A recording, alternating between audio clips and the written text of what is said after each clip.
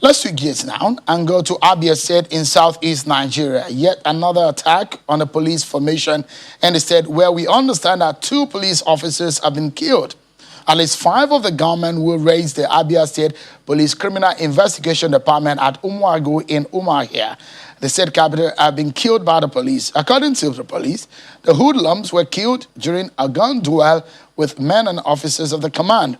The gunmen who attacked the facility of State Police CID also relieved some of the inmates, destroying over 10 vehicles with more than 20 motorcycles burnt.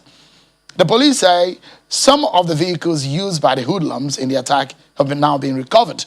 Meanwhile, the Nigerian Immigration Service state headquarters at Ubakala has been burned down by gunmen also in Abia State.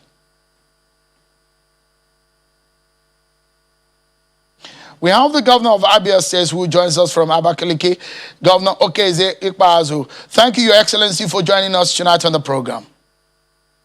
Thank you, sir. I'm joining you from Umuahia. Oh, you are in Umuahia now. The last time I checked, I understand that you were in Abakaliki. Thank God that you are now in Umuahia. Thank you so much for joining us. Yet another attack on the police formation. What more can you tell us on this attack and what happened to the police CID office in Umuagu to what has now become perhaps a usual incident attacking police formation in the southeast region? Oh, well, it's unfortunate that we have come to this point. We seem to be under attack from people who think that they can frighten the police and make people to be afraid and withdraw from their civic responsibilities and duties on a daily basis. I think the second objective may be to pounce on arms and gather arms and ammunition for reasons best known to them. So for these 2 reasons, we have had these attacks severally. I want to say that the time they attacked the police station at Oban, it was an abandoned location and there were no casualties. They just destroyed the building. That of Obakala, oh yes, they were able to kill some police officers, and but the armory was intact. They could not get the arms they were looking for. I think they just collected the arm of the policemen that they shot while on duty. So the incident of yesterday was also one of those, and we had predicted that that could happen, and we have been on the watch out since the past 2-3 weeks now. You recall that we declared a curfew when they broke the jail at Owerri. We knew that we were going to have 1,800 criminals within the southeast region, and that's a handsome number. So Abia has been relatively quiet until yesterday, which was quite serious. But I was also meant to understand that there were casualties on both sides. 2 police officers were gone down, and the police is also claiming that about 8 of those individuals were also gone down in the incident. All right. I want to say that we'll continue to work hard to make sure that we safeguard our people here. It's unfortunate, but that is the scenario now. Okay, so let's take a breather. But when we come back, we take a deeper look into what is happening in the southeast region. Is our region on the edge? What is the way out? Our conversation with the governor of Abia State, Okeze Ikpeazu, continues after now. Join us again. Thank you so much, everyone, for staying with us right here. Our conversation with the governor of Abia State, Okeze Ikpeazu, who joins us from Umuahia in Abia State, we continue now with some of the sad scenario that we're seeing, Governor Ikpeazu, where about 200 students of an Islamia school in Rafi local government area of Niger State being abducted. This is yet another very sad situation of young Nigerian students who are learning and studying are being kidnapped. What do you have to say to this kind of scenario that we see in schools where students cannot even study with their two eyes closed? I mean, we sleep in their beds, in their hostels with their two eyes closed and study with their eyes wide open. Well, I think it's a very dangerous trend for us in this country, and we should take it very, very seriously. It is the major responsibility of government to protect life and property, but it is more so for the life of children. Again, if you look at it from the dimension of the fact that part of what has precipitated the problem of insecurity is education. We need to educate our people more. And now they are attacking the institutions that enable us to educate our children. And if our children develop apathy for education and the classroom environment is no longer safe, then we can't educate them. And if we can't educate them, it's a vicious cycle because they can be productive and useful to society. So it's a very, very dangerous trend. And I wish we could just do a little more to make sure that our schools are safe and we can give confidence to our children to be in class. Otherwise, once it gets into our children that the classroom is no longer safe, then we will be in a very dangerous place, not only today, but in future.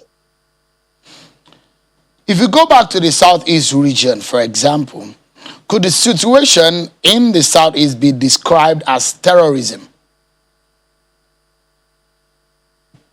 Oh, well, I don't think it is far from it because any situation that tends to attack institutions of civil authority, the courts, INEC, police formations, military locations, is designed to undermine state. And so that is what it is. But everything, all hands are on deck to deploy every resource within our that's available to us. Talking about the governors of the Southeast to ensure that we protect our people and enable them go about their businesses without let.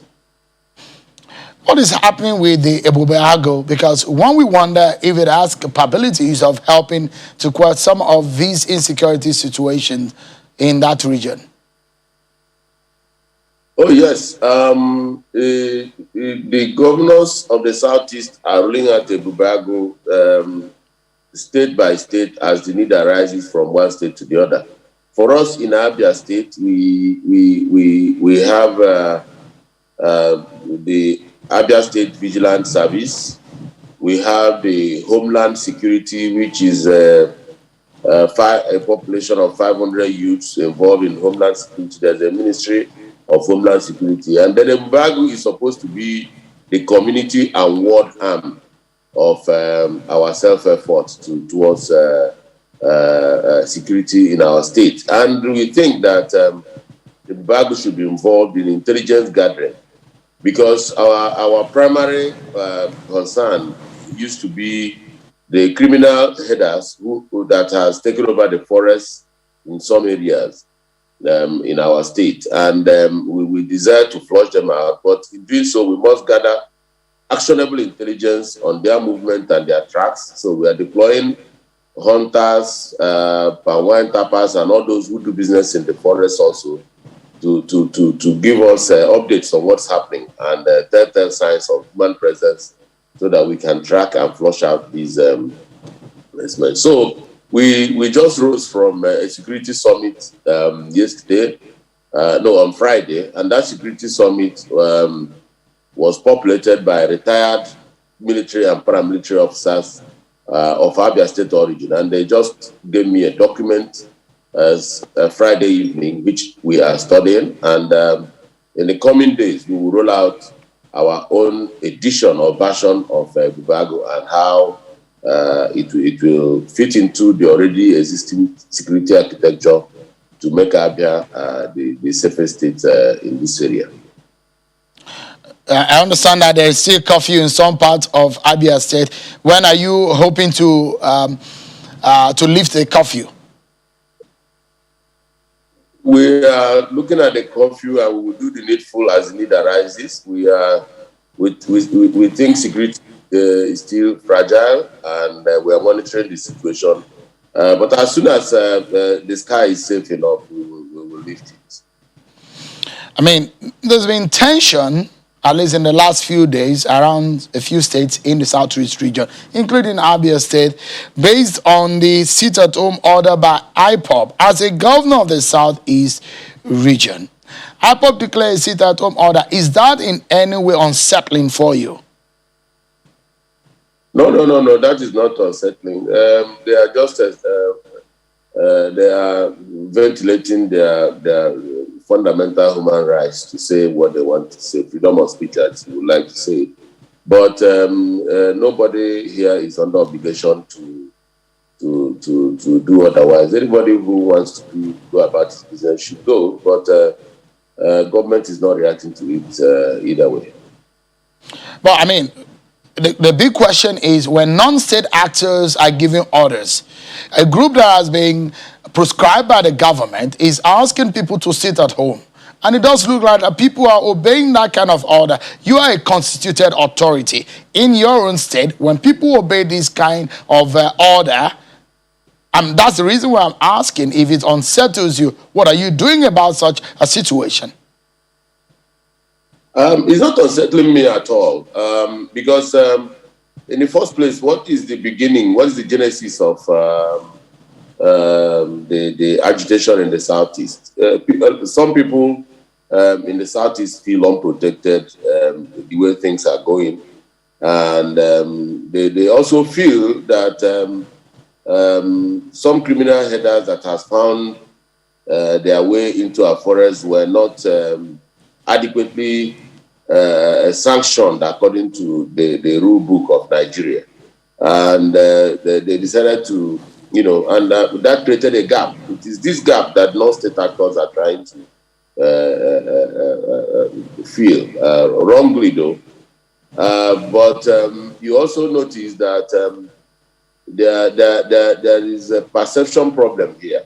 A lot of people feel that something needs to happen about protecting farmlands, protecting the people in the forest, protecting the women in the farms and all of that.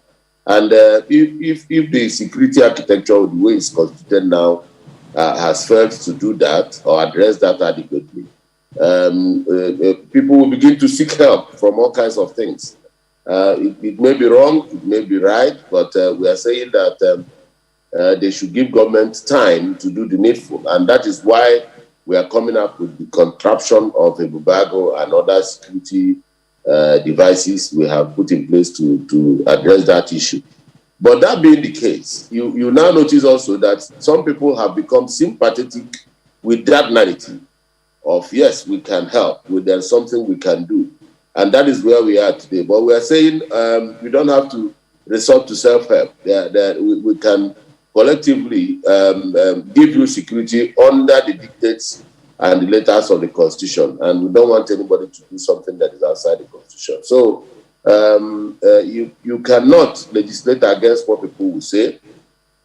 Neither can you legislate against what people will do. If some people decide not to go to market today, that is Sunday, that is their business. Government cannot come and say you must go to market. But government business is running. I have appointments which I will keep.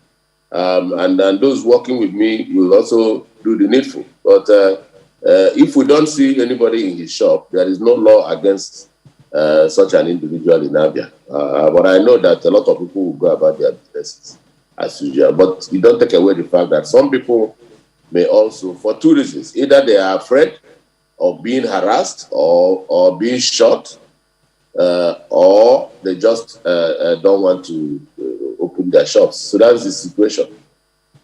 But so let me ask you, as a politician now, on one hand, you're a leader and you're said the number one citizen, and also a politician. And I've spoken with a lot of politicians in the Southeast region, and the body language towards this IPOB phenomenon is quite interesting. Perhaps the way and manner people outside of Southeast perceive IPOB and the phenomenon, what it stands for in the region. The federal government had prescribed them. Before you are as a politician, is it a difficult phenomenon to handle? Is it a difficult thing to quell or to keep under wraps? No, it's not a difficult thing to quell, but I think that a good place to start is to listen to the crux of the agitation. Because what some of the things that they have mentioned, and I've had them say, border around what is agitating the mind of the ordinary Southeastern. So what is wrong in listening? What is wrong in discussing the issue?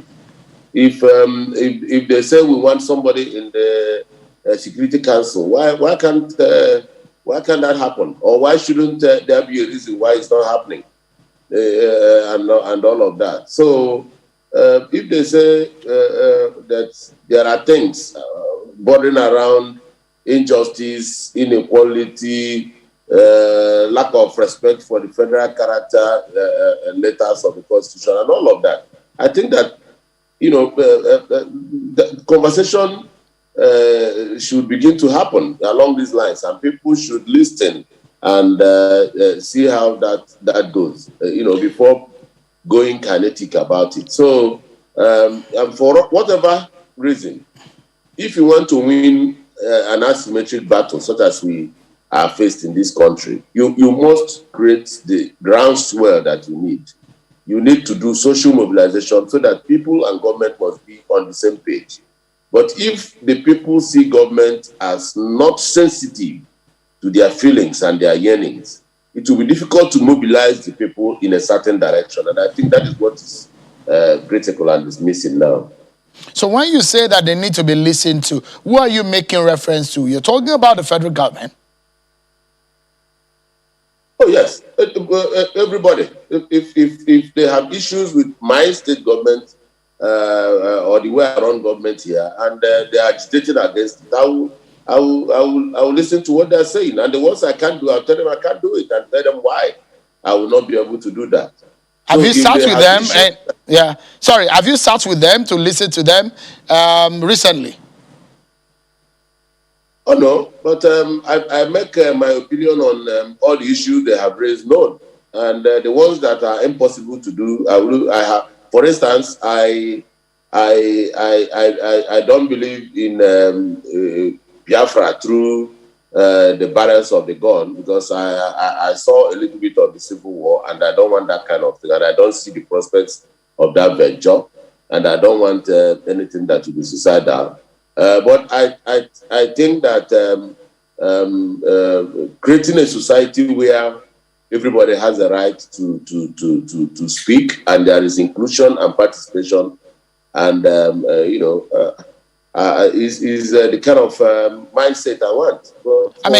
If Biafra is for agitation against injustice in any way, that there is Biafra in the heart of many Nigerian states. I just read an article. Somebody posted that sometime in Abia, Margaret Ekpo was a councillor here, and and we have had somebody from Kano being the mayor of Enugu.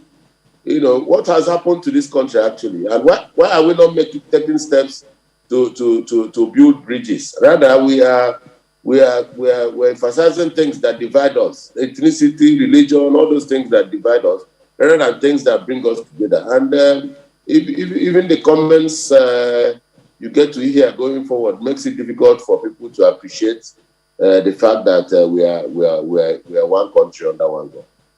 I mean, how easy will it be if you're asking for a dialogue between IPOB and the federal government? The federal government had declared them, prescribed them. So who will organize this? And we're looking at some of the unrest and the agitations. When will this end? How will that dialogue happen if that is what you're advising? Well, So, as far as I'm concerned, as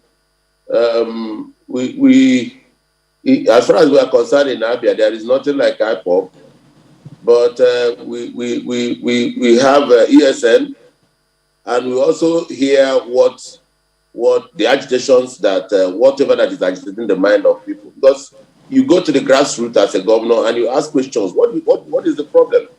And some of these things are germane. So if it is the remit of the federal government to set up structures to engage Nigerians from all walks of life and hold discussions and conversations. I think that is the way it is done all over the world. You know, if you can prescribe an individual, you can prescribe a group, you can prescribe an organization, but it is difficult to prescribe an ideology. So let's move away from that. At least 12 INEC offices have been attacked in the southeast state in the past few months. What do you suppose could be responsible for those kind of attacks on an organization or institution that will organize election? There will be election in November in Anambra State, for example. I said it earlier that what I make out of some of the attacks in the southeast as we see them now can just be the plank is resting on 2 or 3 planks. The first one is to instill fear, you know, to harass and instill fear on you know, across the land. The other one is to collect arms and put all of them together. It is defined by the fact that people are attacking institutions of civil authority. And INEC is one of them. INEC is one of them. The police, the military, the courts, these are institutions of civil authority. And anybody who does that is an enemy of the nation.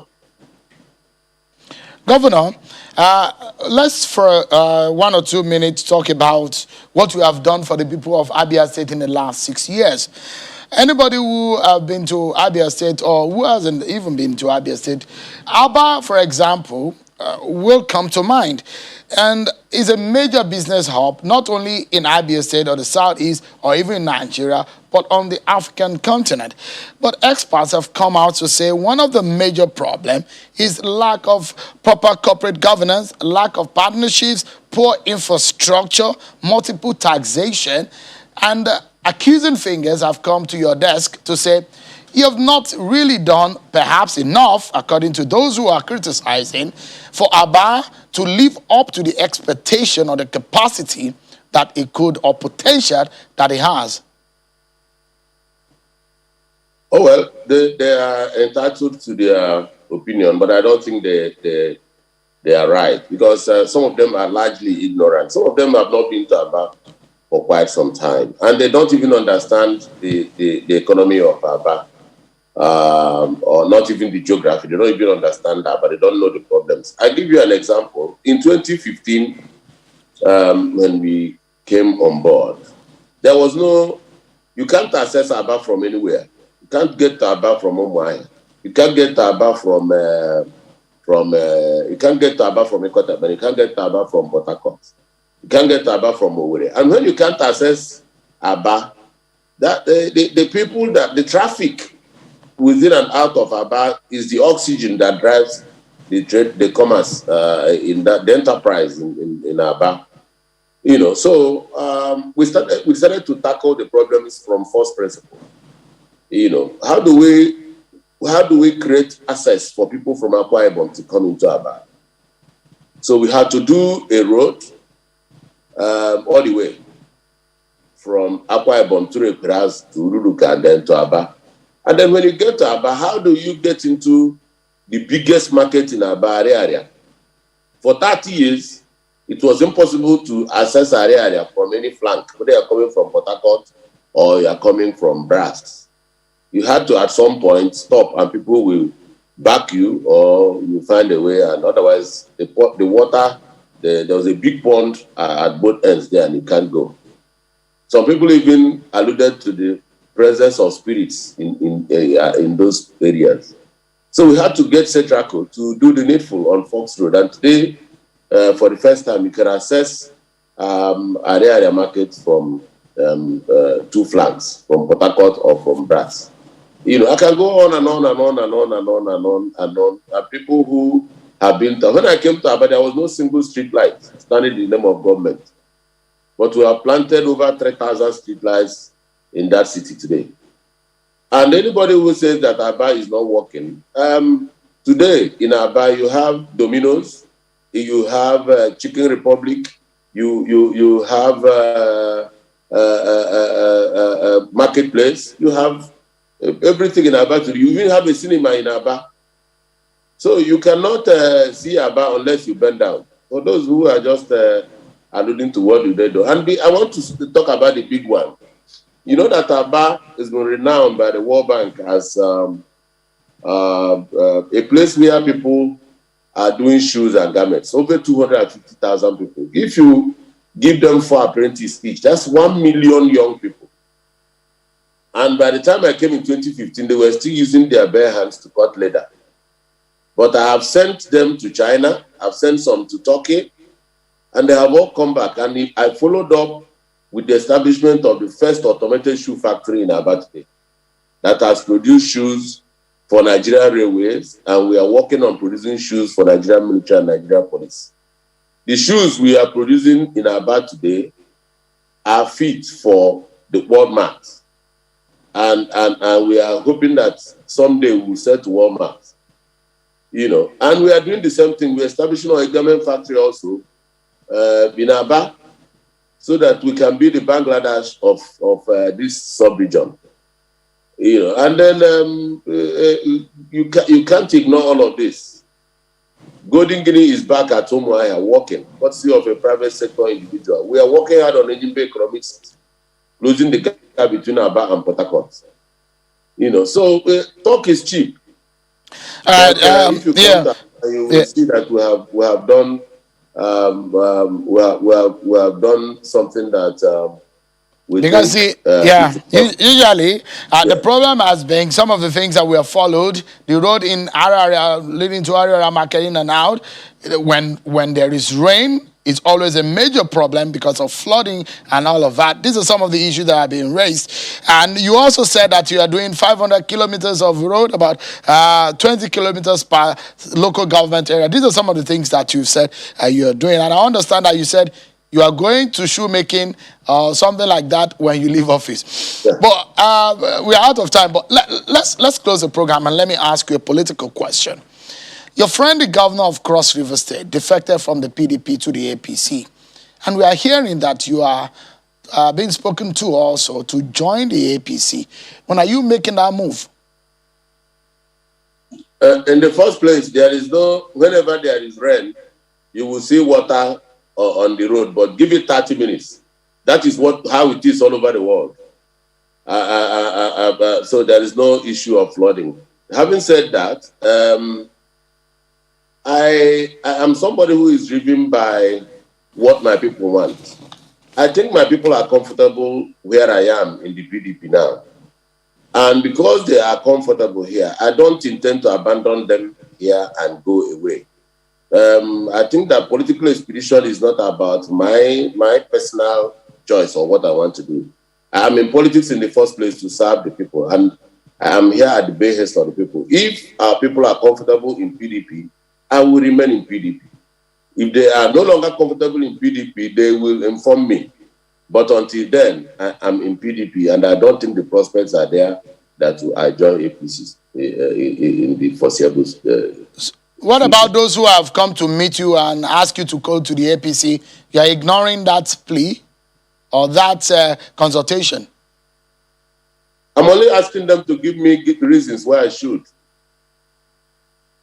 Okay, because now you said that if your people are asking you, if, for example, I mean, this is some kind of, it's a maybe, if hypothetically speaking, I know that you are one of, you've told me on this program that you want the presidency in 2023 to come to the Southeast.